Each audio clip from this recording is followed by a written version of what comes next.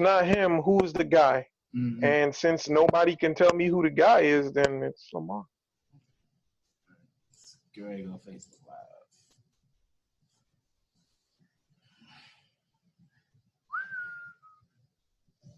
And I have to turn my internet off because my internet is trash.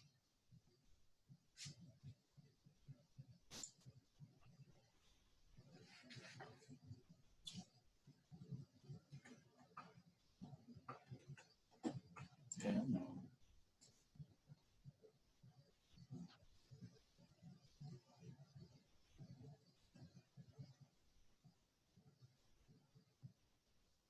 Ooh.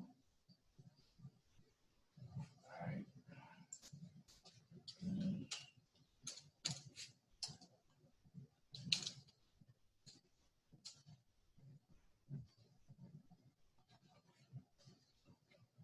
All right, let's roll.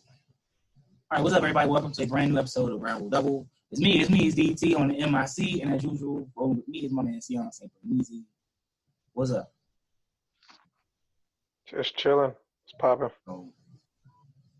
So those of y'all who do not know, I had an ugly sweater party this past Saturday.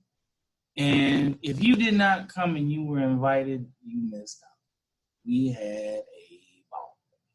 I'll share pictures with that a little later. Again, just thanks to everybody that came out, tore my house apart. You know what I'm saying? It actually looks pretty good in here compared to what it normally looks like. But yeah, my man Seon was there and his girl was there. Hey, Yvette, thank you for coming out. Appreciate you coming through. So what was going on was, it looks like we had two levels. We had the Charlo Harrison fight upstairs, and we had the Rams and 49ers downstairs.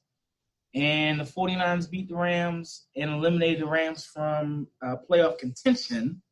Indeed. And that is where we are going to start our Week 16 wrap-up. Jalen Ramsey's a little upset. Jalen Ramsey's more than a little upset, to the point where on that last touchdown pass that he allowed, he actually put his rookie safety under the bus, called him out and everything. So he's a little upset about the fact that he ended up getting traded to a team that's not making the playoffs. And then Jacksonville has their first-round pick for the next 2 years, plus a fourth next year, kind of like what the Raiders got for Khalil Mack a couple years ago. So he's not too happy right now. He's not happy because the defense was suspect and guys weren't doing what they were supposed to do. But is that any consolation for you throwing your rookie teammate under the bus, though? No, it's not a reason for him to do any of that. You're supposed to be a team leader, bro. So he's not a team leader. He's already shown that he's not a team. I don't know that he's a team guy.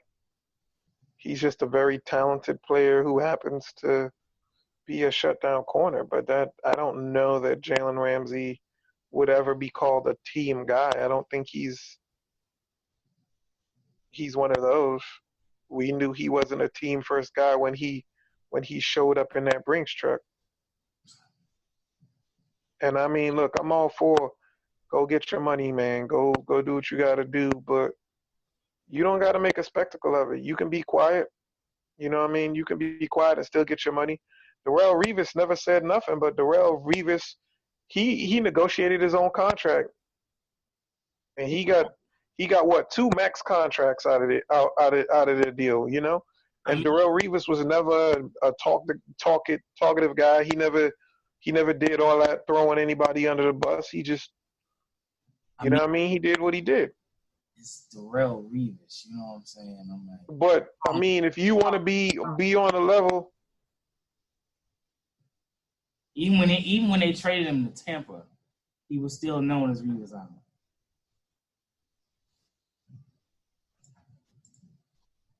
Oh, can you hear me? I can hear you, but yeah, he was still known by Revis Island, but he wasn't no Revis Island. He was the Panama Canal by that point, because cats was running straight through his ass. So got that ring. You know, ain't gonna know. So he made too bad. You know what I'm saying? I mean, he made a decent career of it. I'm not mad at Revis, but like I said, he didn't say much. He wasn't one of those talkative guys. He talked shit on the field, but he always said the right things in the media about the team. And then when it came time for negotiating, he got his bread, and that's all Ramsey needs to concentrate on, man. Mm-hmm. I agree 100%.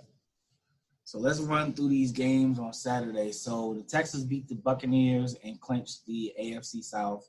Finally, somebody won that division. The Texans will go in as the 3 seed, I believe. I could be wrong. I believe it's the 3 seed. Yeah, Texas are going into as a 3 seed. The Patriots beat the Bills 24-17. Patriots win the AFC East for like the 20,000th year in a row. As aforementioned, the 49ers beat the Rams 34-31 and eliminated the Rams from playoff contention. Sunday's games, the Jets beat the Steelers in a game that the Steelers really needed. They're going to have to go into Baltimore next week and really play their A game, even though came out earlier this afternoon that Lamar Jackson, Marshall Yonder, Mark Ingram, and other key offensive and defensive players will not be playing due to rest for the next 2 or 3 weeks. Mark Ingram had a hurt. He hurt himself in the game. Mm-hmm. Lamar Jackson, he did have that hurt quad. You don't want him to kill himself, so you mess around and you rest all them guys. That's right, exactly. I mean, RG3 hasn't looked bad when I've seen him in the game, so we'll see how he do. I'm actually interested to see. I need them to win. I need the Baltimore Ravens to win. I need the Jaguars to lose. And I need the Titans to lose in order for the Raiders to make the playoff. And speaking of the Raiders, they won yesterday 24-17. Game. It's funny. It's funny with the relationship that the Raiders have with the city of Los Angeles. It's a love-hate relationship. It's a love-hate relationship, but it's funny because like they went down to Los Angeles. Raiders fans showed out. Completely showed out, went out there and threw up the black, silver, and black. Every time they play the Chargers, it's just like that. Like the Chargers have no fans. So it's going to be interesting to see what the NFL is going to do about this, even though they're moving into that beautiful new stadium that they're going to share with the Rams. But they are clearly the Clippers in this equation, as far as, like the Lakers and the Clippers staying in playing in Staples Center. They are clearly the Clippers in this equation. So it's gonna be interesting to see what happens, because I know that Philip Rivers wasn't too pleased about the home field advantage that the Raiders had as an away team. So that's gonna be interesting to see what happens with that. Let's see. Your boy Fitzmagic does it again. 38-35 over the Bengals. In the game, told you, man. Fitzmagic, man. He playing for that next contract. Game that looks like the Bengals have pretty much clinched the number. They sewn up the number one pick. For now, it looks like who they going to pick. They're going to pick up Chase Young if he decides to stay. If he decides to come out, which probably won't. Or they're going to pick up Joe Burrow, who is looked at as many people say that he is the number one overall pick. That he is the number one overall pick. He's supposed to be a can't miss. And the Heisman Trophy winner usually goes number one overall anyway, unless they're a black quarterback. Just saying. LSU had the number one pick. Jamarcus Russell. We saw how that worked out. Ravens beat the Browns 31-15. Odell Beckham Jr. and Brian Kitchens get into it on the field after a made touchdown of all times for OBJ to come out bitching and moaning. You know what? I don't know that he was bitching and moaning. I just, you get tired of certain shit, bro. I understand that, but at the same time, it's like the more you do it, the more of a diva you will be looked at as.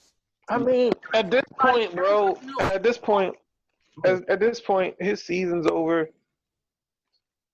He out there and he looking bad. You know, when you got friends or colleagues who your friends, you know what I'm saying?